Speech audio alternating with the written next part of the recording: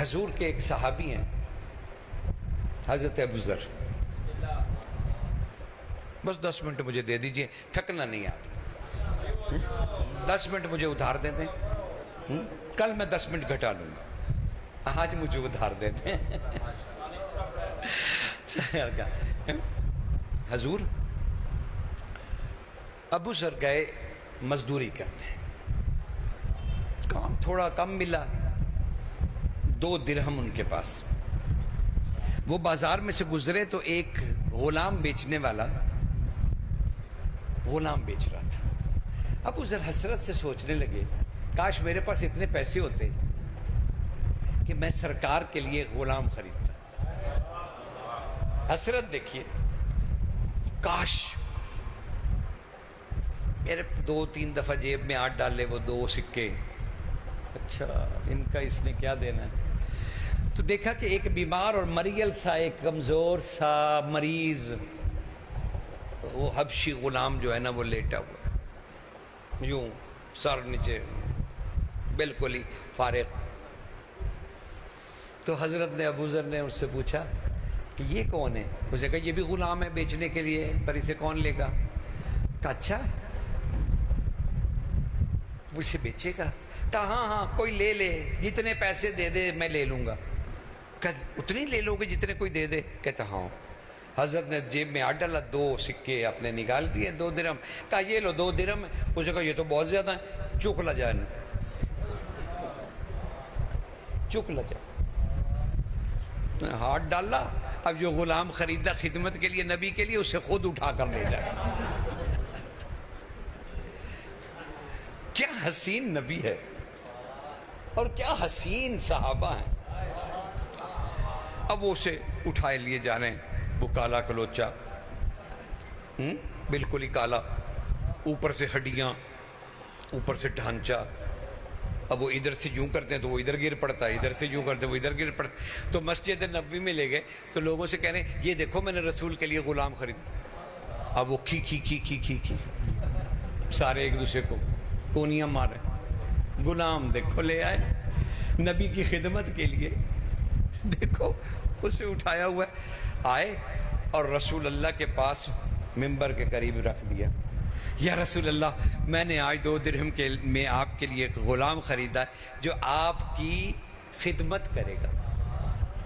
رسول اللہ نے یوں دیکھا, بس دیکھنے کی دیر تھی.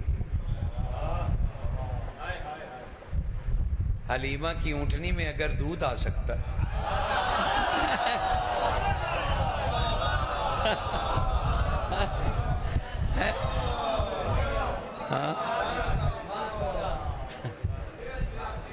کھجوریں پھل اٹھا لیتی. جس بکری کو قبض تھی وہ مینگنیاں دینے لگا, یہی لکھا. پھر اس میں دودھ بھی آ گیا, ہرے بھرے ہو گئے درخت, پھل آ گیا, کھجوریں پک گئیں, چشمے پھوٹ پڑے, کنواں جو پانی نہیں دیتا تھا دینا پڑے. کہتے ہیں حلیمہ سعدیہ پالنے لے گئی. مجھے تو لگتا ہے رسول اسے پالنے گئے تھے, ہر چیز تو اس کی صحیح ہو گئی. ٹھیک ہے نا. اب وہ کیا ہوا کہ بس نظر پڑی تو وہ اٹھ بیٹھا. حضور نے اب مسکرا کے پوچھا کیا نام ہے تمہارا؟ کہا سرکار ہم قیدیوں کے کیا نام ہوتے ہیں, ہم بکنے کے لیے آتے ہیں, ہمارا کیا نام ہوتا ہے؟ کہا پھر بھی. کہا حضور چھوڑیے کوئی نام نہیں. آپ نے مسکرا کے فرمایا جان.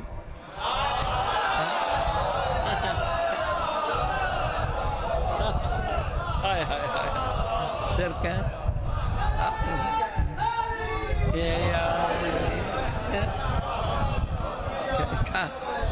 کیا جان. اس نے یوں آنکھیں اٹھا, خود کھڑا ہو گیا. وہ جو پہلے ہڈیوں کا ڈھانچہ یوں کھڑا ہو گیا. سرکار آپ کو میری زبان بھی آتی ہے, میرا نام بھی آتا ہے. کہا میں اللہ کا رسول ہوں اور یہ ابو ذر ہیں, میرے صحابی ہیں, میرے دوست ہیں, یہ تمہیں میرے لیے خرید کے لائے ہیں, ہم نے تمہاری غلامی کو قبول کیا.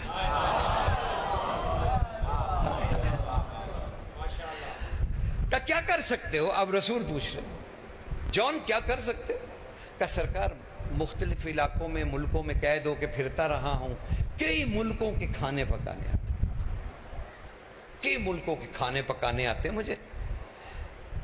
آپ جیسا فرمائش کریں میں آپ کے لیے سرکار کے لیے ویسے ہی کھانا. کہا اچھا یہ بتاؤ تم سرید بنا سکتے ہو؟ کہا مولا سرید عرب میں کئی طرح سے بنتا ہے. وہ جو روٹی بھی بیچ میں، گوشت کی یخنی بھی، اور پھر اسے صحبت کہتے ہیں جسے آپ، اس طرح کی کوئی چیز سرید. کہا نہیں میں خاص سرید کی بات کر رہا ہوں جو ملکۃ العرب میرے لیے بنایا کرتی تھی. سیدہ کی والدہ میرے بنایا کرتی تھی. کیا سرکار میں کوشش کر سکتا ہوں؟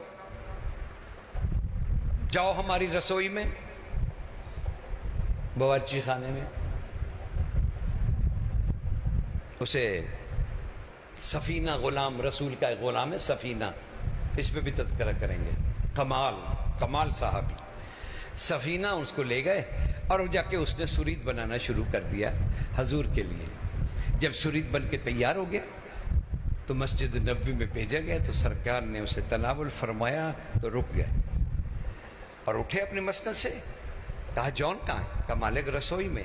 اب رسوئی میں تشریف لائے اور کہنے لگی جون یہ بیان ہی ویسا ہے جیسا سیدہ کی ماں بنایا کرتی تھی میرے لیے، ملکۃ العرب بنایا کرتی تھی جیسے. یہ تمہیں کس نے سکھایا؟ انہوں نے فوراً جون نے رسول خدا پہ درود پڑھا اور سر جھکا کے کہا سرکار میں نے کب بنایا، بس چھت کھلی تھی ایک نور آیا تھا وہ مجھے بولتا رہا میں بناتا رہا. ہائے ہائے.